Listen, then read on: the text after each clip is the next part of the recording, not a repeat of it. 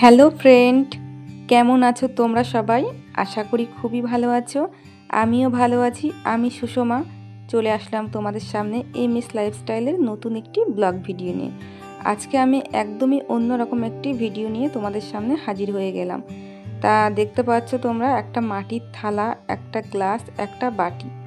এটাই কিন্তু আমি নিজের হাতে ডেকোরেশন করব। আর জীবনের ফার্স্ট টাইম আজ আমি নিজের হাতে এই কাজটি করব। একটু ভয়ে ভয়েও আছি, কারণ কোনো দিনও করিনি আমি এরকম একটা ডেকোরেশন।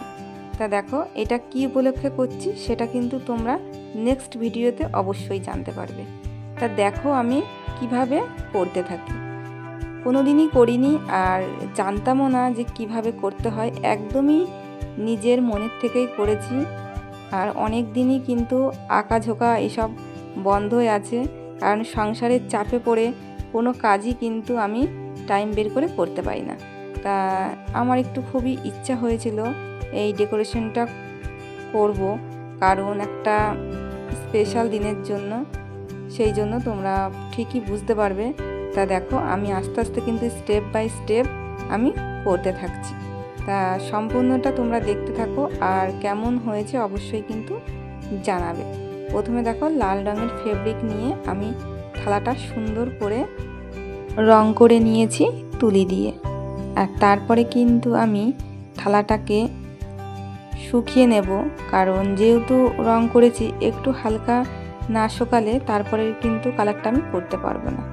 তা থালাটা আমার সুন্দর করে কালার করা হয়ে গেছে। তারপরে দেখো আমি গ্লাসটা করে নেব।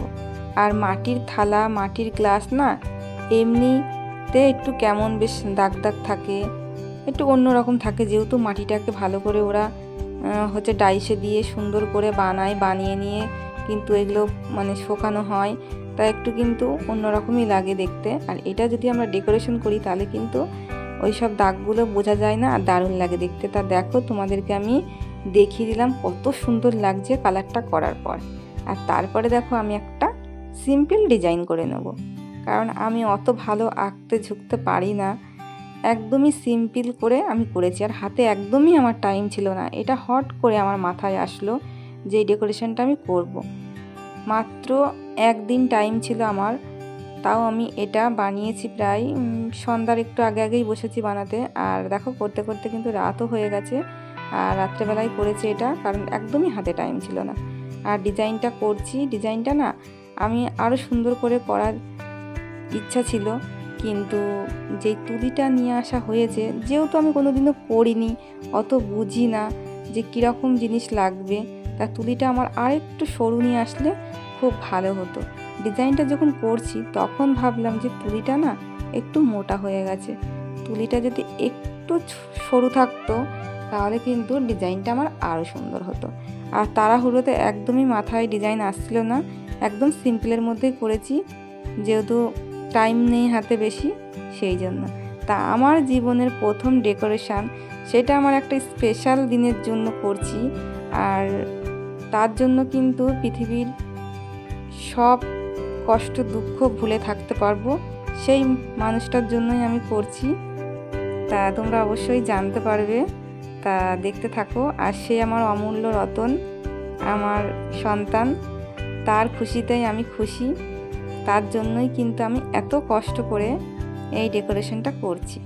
তা আমার করা এই ডেকোরেশনটা তোমাদের কেমন লাগলো? মাটির থালায় সুন্দর করে ডিজাইন করেছি, তা কেমন লাগলো অবশ্যই কিন্তু বলবে। আর নতুন কোনো বন্ধু যদি দেখে থাকো আমার এই ভিডিওটি, অবশ্যই কিন্তু একটা লাইক করে দিও, একটা কমেন্ট করে দিও, সাবস্ক্রাইব করে পাশে থেকো।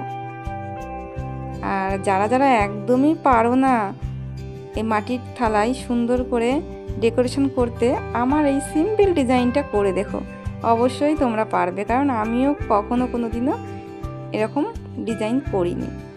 আর খুব ভয় ভয়ও লাগছিল, তাই সিম্পলের মধ্যে ডিজাইনটা করেছি। তা তোমরা দেখতে থাকো সবাই।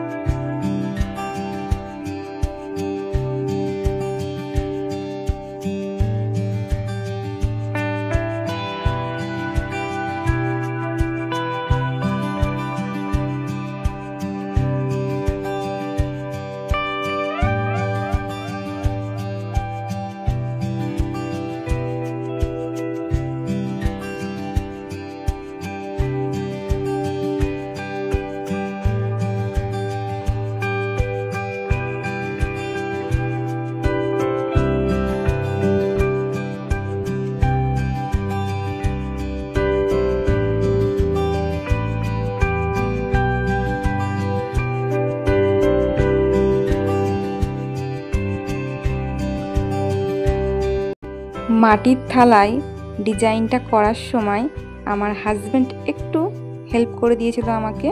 ডিজাইনের মাঝে মাঝে একটু ও আলপনাটা করে দিয়েছিল, যে ফোটা ফোটা আলপনাটা এটা একটু করে দিয়েছিল। আর বাকিটা কিন্তু সম্পূর্ণই আমি একা করেছি।